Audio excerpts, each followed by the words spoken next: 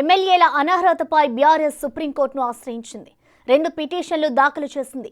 7 ఎమ్మెల్యేల అనర్హతపై writ petition, 3 ఎమ్మెల్యేలపై SLP వేసింది. ఎమ్మెల్యేలు తెల్లం వెంకట్రావు, కడియం శ్రీహరి దానంపై ఎస్ఎల్పీ దాఖలు చేసింది.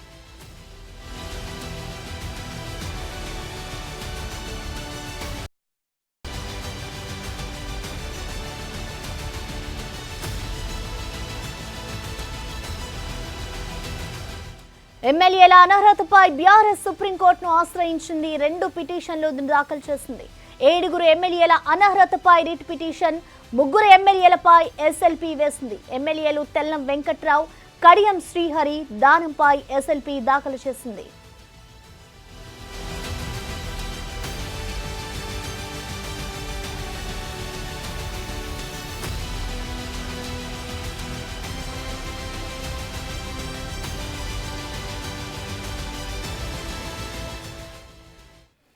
దీనికి సంబంధించిన పూర్తి అప్డేట్స్ ని మా అసోసియేట్ ఇన్పుటేటర్ నగేష్ అందిస్తారు. నగేష్, ఎమ్మెల్యేల అనర్హతపై మళ్లీ సుప్రీంకోర్టులో బీఆర్ఎస్ మాజీ మంత్రి హరీష్ రావు 2 పిటిషన్లు దాఖలు చేశాడు. 7 ఎమ్మెల్యేలపై రిట్ పిటిషన్ దాఖలు చేశారు. 3 ఎమ్మెల్యేలు దానం నాగేంద్ర, తెల్ల వెంకట్రావు పై వీళ్ళపైన ఎస్ఎల్పీ వేసింది బీఆర్ఎస్ గవర్నమెంట్. ఎమ్మెల్యేల అనర్హత అంటే స్పీకరు, సెక్రటరీలపై చర్యలు తీసుకునేలా టైం ఫిక్స్ చేయాలా సుప్రీంకోర్టు ఆదేశించాలని చెప్పి పిటిషన్లు పేర్కొన్నారు. ఆల్రెడీ హైకోర్టులో దీనికి సంబంధించి పూర్తి విచారణ జరిగింది. సుప్రీం అంటే స్పీకరే సుప్రీం పవర్ అని చెప్పి ఇక్కడ డిసైడ్ చేసిన పరిస్థితి హైకోర్టు. స్పీకర్ చర్యలు తీసుకోవాలి, స్పీకర్ కోర్టునే పడేస్తుంది. కానీ మళ్ళీ కూడా మాజీ మంత్రి హరీష్ రావు సేమ్ అంటే వీళ్ళపైన అనర్హత వేటు వేయాలని కోరుతూ స్పెషల్ పిటిషన్, రిట్ పిటిషన్ 2 దాఖలు చేశారు. దీనికి సంబంధించి కూడా విచారణ అంటే ఇప్పుడైతే అడ్మిట్ కాలేదు, కేసు అడ్మిట్ అయిన తర్వాత విచారణ జరిగే అవకాశం కనిపిస్తుంది. మరి ఈ వారం కాకుండా నెక్స్ట్ వీక్ లో దీనికి సంబంధించి విచారణ సాగే అవకాశం ఉంది. దీనిపైన గవర్నమెంట్ కూడా మళ్ళీ అంటే స్పీకర్ తరఫున వాళ్ళ కార్యదర్శి నరసింహరావు కూడా మళ్ళీ పిటిషన్ వేసే అవకాశం కనిపిస్తుంది. ఆల్రెడీ హైకోర్టులో ఈ పిటిషన్ కొట్టివేయబడింది. స్పీకర్ నే చర్యలు తీసుకోవాలని చెప్పి స్పీకర్ కోర్టులో ఆల్రెడీ ఈ వ్యవహారం ఉంది కాబట్టి మళ్ళీ ఈ పిటిషన్ చెల్లదని చెప్పి వీళ్ళు కూడా చెప్పే అవకాశం కనిపిస్తుంది. ప్రస్తుతం అయితే 2 రిట్టును స్పెషల్ పిటిషన్ అయితే దాఖలైన పరిస్థితి. మరి వాటిపైన బీఆర్ఎస్ నుంచి మాజీ మంత్రి హరీష్ రావు వాళ్ళు ఆల్రెడీ వాళ్ళకి సుందరం అనే లాయరు వాళ్ళకి అడ్వకేట్ గా ఉన్నారు. మరి తన్ను పెడతారా ఇంకా దవేని పెడతారా తెలియదు. వాళ్ళు మరి వాదనలు వినిపించి తదుపరి వాళ్ళు ఈ కేసుకు సంబంధించి ఖచ్చితంగా అనర్హత వేటు 7 పైన వేయాలని చెప్పి వాళ్ళు ఆల్రెడీ 2 పిటిషన్లలో స్పెషల్ పిటిషన్లో రిట్ పిటిషన్లో పేర్కొన్నారు కాబట్టి వాటికి సంబంధించి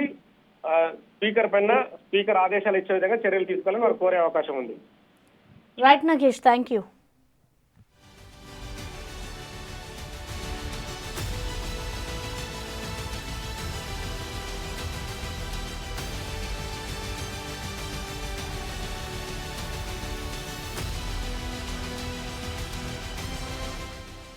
ఎమ్మెల్యేల అనర్హతపై బీఆర్ఎస్ మరొకసారి సుప్రీంకోర్టును ఆశ్రయించింది. 2 పిటిషన్లను దాఖలు చేసింది. 7 ఎమ్మెల్యేల అనర్హతపై రిట్ పిటిషన్, 3 ఎమ్మెల్యేలపై ఎస్ఎల్పీ వేసింది. ఎమ్మెల్యేలు తెల్లం వెంకట్రావు, కడియం శ్రీహరి దానంపై ఎస్ఎల్పీ దాఖలు చేసింది.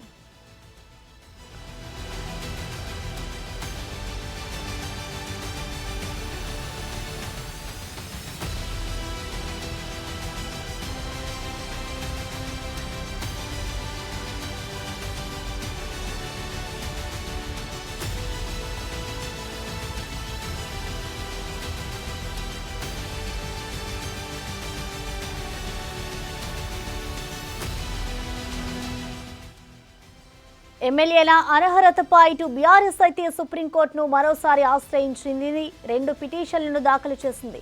7 ఎమ్మెల్యేల అనర్హతపై రిట్ పిటిషన్, 3 ఎమ్మెల్యేలపై ఎస్ఎల్పీ వేసింది. ఎమ్మెల్యేలు తెల్లం వెంకట్రావు, కడియం శ్రీహరి దానంపై ఎస్ఎల్పీ దాఖలు చేసింది బీఆర్ఎస్.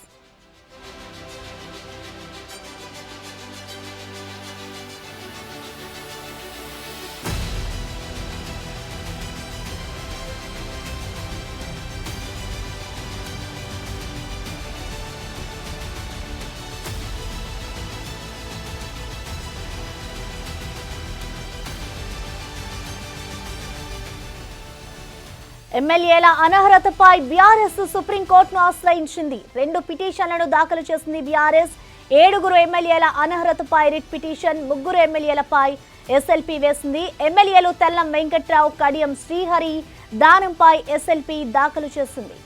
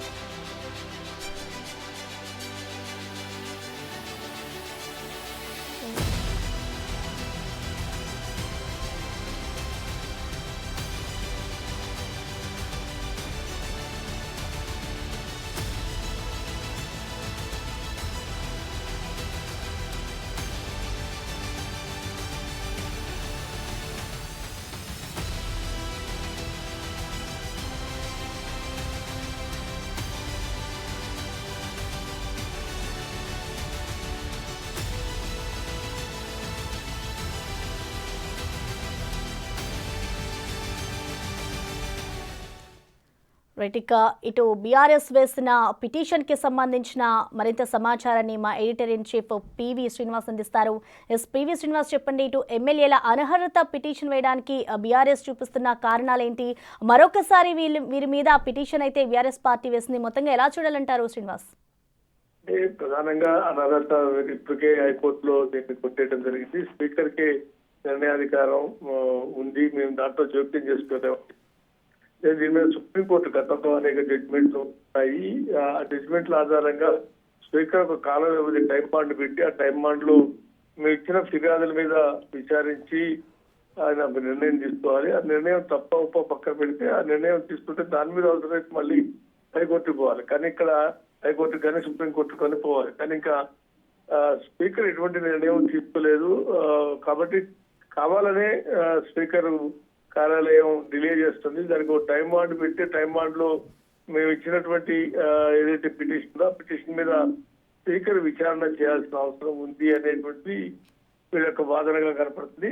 గతంలో కొన్ని జడ్జిమెంట్లు పోటీ చేస్తారు, కానీ అదే సందర్భంలో మరికొన్ని జడ్జిమెంట్లు కూడా స్పీకర్ విశేషణాధికారం ఉంటుంది, స్పీకర్ పరిధిలో మేము జోక్యలేము, ఎందుకంటే అది కూడా రాజ్యాంగబద్ధమైనటువంటి పోస్టు. కాబట్టి స్పీకర్ తీసుకోవాల్సిన నిర్ణయాల్లో మేము జోక్యం చేసుకోలేమని గతంలో హైకోర్టు కానీ సుప్రీంకోర్టు కానీ చెప్పినటువంటి సందర్భాలు కూడా ఉన్నాయి. కొన్ని సందర్భాల్లో కొన్ని ప్రత్యేకమైన కేసుల్లో సుప్రీంకోర్టు టైం బాండ్ పెట్టి స్పీకర్ నిర్ణయం తీసుకోవాలని చెప్పిన సందర్భాలు కూడా ఉన్నాయి. బట్ ఈ కాంటెస్ట్ లో ఇప్పుడున్నటువంటి పరిస్థితుల్లో గతంలో అసలు ఎన్నికలు వచ్చేస్తాయని ఒక కాన్ఫిడెన్స్, అంటే బై ఎలక్షన్ వస్తాయి, ఖచ్చితంగా డిస్క్వాలిఫై అవుతారు వాళ్ళు అనేటువంటి వాళ్ళ క్యాడర్ లో ఒక రకమైనటువంటి అంటే అవగాహన కల్పించారు. ఖచ్చితంగా మనం నెగ్గుతాము, కోర్టు మనకు అనుకూలంగా తీర్పు ఇస్తుంది, ఇంకేమైనా ఎలక్షన్స్ సిద్ధంగా ఉండండి అన్నట్టుగా స్టేషన్ గన్పూర్ కానీ అదేవిధంగా ఖైరతాబాద్ కానీ మరి ముఖ్యంగా ఈ 2-3 నియోజకవర్గాల్లో డిస్క్వాలిఫై కోర్టు తీర్పు ఇచ్చేస్తుంది, ఖచ్చితంగా అనర్హత వేటేస్తుంది. దాంతో ఎలక్షన్ వస్తాయని ప్రిపేర్ అయిపోయి రేపే ఎలక్షన్లు వస్తాయన్నట్టుగా వాళ్ళు ప్రిపేర్ అయ్యారు. కానీ దానికి భిన్నంగా కోర్టు తీర్పు రావటం కొంత వాళ్ళకి నిరాశ మిగిలించింది. దాని కాంటెస్ట్ లో ఇప్పుడు మళ్ళీ సుప్రీంకోర్టుకి వెళ్ళటం జరుగుతుంది. సుప్రీంకోర్టులో పిటిషన్ వేసి తద్వారా గతంలో ఉన్న కొన్ని జడ్జిమెంట్లు కోడ్ చేసి దాని ఆధారంగా సుప్రీంకోర్టు జోక్యం చేసుకోవాలని ఒక ప్రయత్నం చేస్తున్నారు. ఈ ప్రయత్నం ఎంతవరకు ఫలిస్తుందో చూడాలి. ఎందుకంటే చాలా సందర్భాల్లో స్పీకర్ తీసుకోవాల్సిన నిర్ణయాల్లో మేము జోక్యం చేసుకోలేమని చెప్పిన సందర్భాలు ఎక్కువ ఉన్నాయి. అదే సందర్భంలో కొన్ని సందర్భాల్లో అంటే టైం బాండ్ పెట్టి ఆ టైం బాండ్ లో స్పీకర్ విచారణ చేసి నిర్ణయం తీసుకోవాలనేది ఉంది. ఎందుకంటే గతంలో కూడా తెలంగాణ అంటే ఉమ్మడి ఆంధ్రప్రదేశ్ లో ఆనాడు టీఆర్ఎస్ ఎమ్మెల్యేలు అందరూ 10 మంది ఎమ్మెల్యేలు కేసీఆర్ నాయకత్వం మీద తిరుగుబాటు చేసి వాళ్ళందరూ పరోక్షంగా ఒక శాసన మండలికి జరిగినటువంటి ఎన్నికల్లో ఆనాడు కాసాని జ్ఞానేశ్వర్ ఇండిపెండెంట్ గా నిలబడితే వాళ్ళందరూ మద్దతు ఇచ్చారు, ఆయన గెలిపించారు. అంటే ఆయన ఏ రాజకీయ పార్టీతో కాకుండా ఇండిపెండెంట్ గా ఎమ్మెల్యే కోటాలో ఎమ్మెల్సీగా కాంటాక్ట్ చేస్తే వీళ్ళందరూ ఓట్లేసి ఆయన గెలిపించి ఎమ్మెల్సీ చేసిన సందర్భంలో కూడా వాళ్ళు డిస్క్వాలిఫికేషన్ కోసం పిటిషన్ వేసినప్పుడు హైకోర్టు ఇది తెలుసుకోవాలనుకున్నప్పుడు స్పీకర్ సురేష్ రెడ్డి ఆనాడు దీని మీద సుదీర్ఘ విచారణ సందర్భం కూడా ఉమ్మడి ఆంధ్రప్రదేశ్ లో ఇదే శాసనసభకి ఉంది. కాబట్టి అటువంటి చరిత్ర ఇప్పుడు స్పీకర్ విషయాలు ఎంతవరకు జోక్యం చేసుకుంటుందో చూడాలి. అయితే పివి శ్రీనివాస్ అంటే గతంలో ఎప్పుడైతే బీఆర్ఎస్ హయాంలో కూడా ఇలాంటి ఫిరాయింపులే జరిగాయి కదా, మరి అప్పుడు సమర్థించుకున్న బీఆర్ఎస్ ఇప్పుడు వ్యతిరేకించడానికి ఏమై ఉండొచ్చు అనుకోవచ్చు కారణాలు శ్రీనివాస్? రాజకీయాలే, ఎందుకంటే మేము 2/3 మెజార్టీ వచ్చినప్పుడే మేము అందరినీ చేర్చుకున్నాం. మేము విధానపరంగా నిర్ణయం తీసుకున్నాం. మేమేమి ఒక్కొక్కరిని చేర్చుకోలేదు. ఇట్లా కారణం చెప్పినా అంతిమంగా సమర్థించుకునేటువంటి కారణాలు తప్ప, ఎందుకంటే మొదటి విడత రాష్ట్రం ఏర్పడిన తర్వాత 2014లో కేసీఆర్ సీఎం అయిన తర్వాత టీడీపీకి సంబంధించిన ఎమ్మెల్యేలని బీఆర్ఎస్ లో ఆనాడు చేర్చుకున్నారు. తలసాని శ్రీనివాస్ యాదవ్ లాంటి వాళ్ళకి మంత్రి పదవి, తెలుగుదేశం సైకిల్ గుర్తు మీద గెలిచినటువంటి తలసానికి మంత్రి పదవి ఇచ్చారు. ఆ తర్వాత కాంగ్రెస్ హస్తం గుర్తు మీద గెలిచినటువంటి సబితా ఇంద్రారెడ్డికి చేర్చుకొని మంత్రి పదవి ఇచ్చారు. కాబట్టి కాంగ్రెస్ పార్టీ ప్రతిపక్ష హోదా కూడా లేకుండా చేశారు. దానికి మేము విధానపరంగా వాళ్ళు విలీనం చేశారు. శాసనసభలో కాంగ్రెస్ పార్టీని బీఆర్ఎస్ లో విలీనం చేశారంట. బీఆర్ఎస్ లో విలీనం చేశారని వాదనకి లేదు, ఎందుకంటే ఆల్రెడీ ఇంకా 6 ఉన్నారు. విలీనం అంటే మొత్తం శాసనసభ్యులందరూ కలిసి మూకుమ్మడిగా తమ బీఆర్ఎస్ లో విలీనం చేయిస్తామండి. కానీ అక్కడ కొంతమంది విలీనం అయ్యారు తప్ప ఇంకా అప్పటికి బట్టి ఇతర 6 శాసనసభ్యులు మిగిలిపోయి ఉన్నారు. కాబట్టి ఆర్గ్యుమెంట్ ఎవరేం సమర్థించుకున్నా, రాజకీయంగా తమ ఆర్గ్యుమెంట్ సమర్థించుకున్నా, ఆనాడు కూడా దీని మీద విమర్శలు వచ్చినాయి. ఎందుకంటే 88 మంది శాసనసభ్యులు గెలిచి 2 ఇండిపెండెంట్లు గెలిచారు. అది కూడా బీఆర్ఎస్ సంబంధించిన ఇండిపెండెంట్లు, వైరా గాని రామగుండం గాని. ఈ 2 ఇండిపెండెంట్లు కూడా గెలిచారంటే 88 + 2 90, అంటే 90 స్థానాలు. 119కి 90 స్థానాల్లో బీఆర్ఎస్ గెలుచుకుంది. వాళ్ళకి ఏమాత్రం అవసరం లేదు, ఎందుకంటే ఏదన్నా తక్కువ ఉన్నాయి, గవర్నమెంట్ మైనార్టీలో ఉంటుంది. ఎందుకంటే బొటాబొటీ మార్కులతోనే ప్రభుత్వం నడుస్తుంది, 65, 64తోనే ఉంది. కాబట్టి ఎప్పుడన్నా ఏదన్నా తేడా వస్తే సేఫ్ గా ఉండాలంటారు, చేర్చుకున్నారంటే మొదటి విడత పబ్లిక్ అది యాక్సెప్ట్ చేశారు. ఎందుకంటే మొదటి విడత 64 గెలుచుకున్నారు. దాని తర్వాత తెలుగుదేశం వాళ్ళందరినీ చేర్చుకున్నారు. కాబట్టి కొంతవరకు అది సమర్థనీయం. అంటే అది కూడా తప్పే. పార్టీ ఫిరాయింపులు ప్రోత్సహించడం అనేది అది చట్టపరంగా తప్పు అనేటువంటిది ఉన్నా సరే, ప్రభుత్వం కొట్లాడి తెలంగాణ రాష్ట్రంలో ప్రభుత్వం మళ్ళీ పడిపోతుందేమో, పోరాడి సాధించిన బీఆర్ఎస్ పార్టీ మెజార్టీ లేదు కదా అనే దాని నుంచి సమర్థించుకునే ప్రయత్నం చేసిన 2018లో 88 + 2 అంటే 90 స్థానాల్లో గెలిచి కూడా కాంగ్రెస్ పార్టీ ప్రతిపక్ష హోదా లేకుండా చేసి ఎంఐఎంకి ప్రతిపక్ష హోదా వచ్చినట్టుగా ప్రయత్నం చేయటం అనే దాని మీద ఆనాడు కూడా వాళ్ళు ఎంత సమర్థించుకున్నా ప్రజల్లో కానీ ఇతర రాజకీయ వర్గాల్లో కానీ తీవ్ర వ్యతిరేకత వ్యక్తమైంది. ఇవాళ మళ్ళీ కాంగ్రెస్ ఆ పనిచేస్తే ఆ పార్టీ ఫిరాయింపులు ప్రోత్సహిస్తుందని విమర్శిస్తున్న మొన్న కౌశిక్ రెడ్డి ఎపిసోడ్ కూడా చూసాం. కరీంనగర్ జిల్లా అభివృద్ధి సమావేశంలో ఆయన వివరించిన తీరు, దాని మీద జరిగినటువంటి ఇది, అంటే సంజయ్ ఎవరైతే జగిత్యాల ఎమ్మెల్యే, ఆయన కాంగ్రెస్ లో చేరాడు. కాంగ్రెస్ లో చేరిన దాని మీద ఆయన సమావేశంలో మీదకెళ్లి కొట్టబోయినంత పనిచేసినటువంటి దృశ్యాలు కూడా మనం చూసాం. కాబట్టి ఈ మొత్తం ఎపిసోడ్ లో బీఆర్ఎస్ ఏం చెప్పుకున్నా, ఎంత సమర్థించుకున్నా, పార్టీ ఫిరాయింపులు అనేది నువ్వు నేర్పిన విద్య నిర్దాక్షలాగా 14లో కానీ 18లో కానీ బీఆర్ఎస్ ఆనాడు తెలుగుదేశంలో ఎమ్మెల్యేలని, తర్వాత కాంగ్రెస్ ఎమ్మెల్యేలని చేర్చుకుని పార్టీ ఫిరాయింపులను ప్రోత్సహించింది. కొత్త సంస్కృతికి బాట వేయాల్సినటువంటి కొట్లాడి పోరాడి సాధించుకున్న తెలంగాణలో రాజకీయ విలువల్ని పెంపొందించాల్సిన చోట రాజకీయ విలువల్ని దిగజార్చే వైపుగా బీఆర్ఎస్ వ్యవహరించింది అనేటువంటి విమర్శ ఆనాడే ఉంది. అయితే శ్రీనివాస్, ఇటు బీఆర్ఎస్ ఏదైతే ఫిరాయింపులు చేస్తుందో దీనికి సంబంధించి ఇటు కాంగ్రెస్ కూడా విమర్శిస్తోంది. బీఆర్ఎస్ 2 నాలుకల ధోరణితో ఉంది అంటూ కూడా ఇటు కాంగ్రెస్ విమర్శిస్తుంది. సో మొత్తంగా వాళ్ళ విమర్శల్ని మనం ఎలా చూడాలంటారు?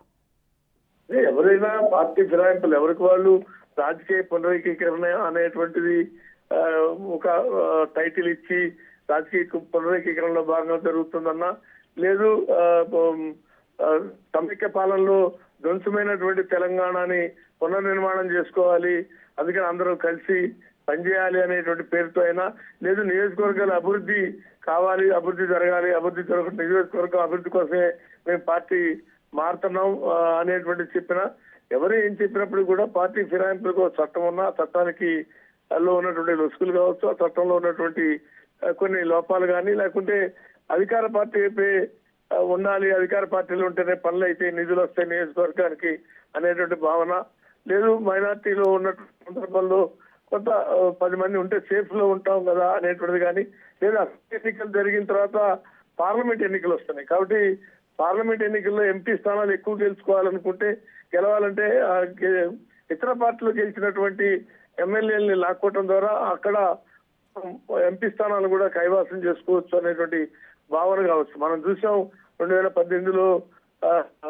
ఆనాడు బీఆర్ఎస్ అధికారంలోకి వచ్చాక ఖమ్మం లాంటి చోట్ల ఒకటే ఒక అజయ్ మాత్రమే గెలిచాడు, వాడు అజయ్ మాత్రమే గెలిచాడు, మిగిలినవన్నీ కాంగ్రెస్ గెలిచింది. ఆ కాంటెస్ట్ లో అక్కడ ఎంపీ స్థానం గెలవాలంటే కాంగ్రెస్ గెలిచిన ఎమ్మెల్యేలందరినీ బీఆర్ఎస్ లో చేర్చుకుంటే తప్ప మనం అక్కడ ఖమ్మం ఎంపీ స్థానాన్ని కైవాసం చేసుకోలేమనే ఉద్దేశంతో చేర్చుకున్నారనేటువంటి విమర్శలు ఉన్నాయి. అట్లా ఈ కాంగ్రెస్ అయినా బీఆర్ఎస్ అయినా ఇంకెవరైనా ఆ రకమైనటువంటి రాజకీయాల్లో అంతిమంగా గెలుపోవటములు లేకుంటే సేఫ్ లో ఉండాలి, ఇలాంటి మెజార్టీ శాసనసభ్యులు ఉండాలి అనేటువంటి భావన నుంచి ఎవరైనా అంతిమంగా రాజకీయాల్లో ఇవాళ బీఆర్ఎస్ పార్టీ ఫిరాయింపులు వ్యతిరేకిస్తున్నా లేదా ఇవాళ కాంగ్రెస్ బీఆర్ఎస్ ఎమ్మెల్యేలు చేర్చుకున్నా అంతిమంగా జరుగుతున్నటువంటిది పార్టీ ఫిరాయింపుల విషయంలో అందరూ ఒకటే అనేటువంటిది అర్థమవుతుంది.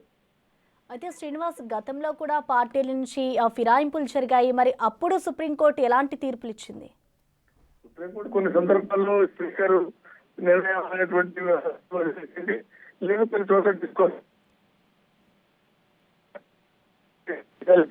త్వరితగతిగా దీన్ని పూర్తి చేయాలని మన ఇటీవల కాలంలో మహారాష్ట్ర కానీ వాటిలో కేసులు కర్ణాటకలో కానీ వాటిలో జరిగినటువంటి పార్టీ ఫిరాయింపులకు సంబంధించింది కాంగ్రెస్ శాసనసభ్యులు మెజార్టీ శాసనసభ్యులు లేదు శివసేన వాళ్ళు పార్టీ చీలిపోవడం కానీ ఎన్సీపీ చీలిపోయినటువంటి సందర్భంగానే మనం చూసాం. ఆ సందర్భంగా కోర్టులకు వెళ్ళినా కోర్టులు పెద్దగా దీని మీద ఎక్కువ జోక్యం చేసుకోలేదు, కాకపోతే ఒక కామెంట్ చేసి వదిలేసింది. స్పీకర్ నిర్ణయం తీసుకోవాలని చెప్పిన సందర్భాలు ఎక్కువ ఉన్నాయి.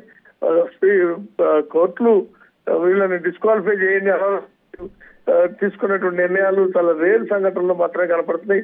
స్పీకర్ నిర్ణయం తీసుకోవాలని స్పీకర్ కి సూచించడం లాంటివి మాత్రమే చేసే సందర్భాలు ఎక్కువ కనపడుతుంది.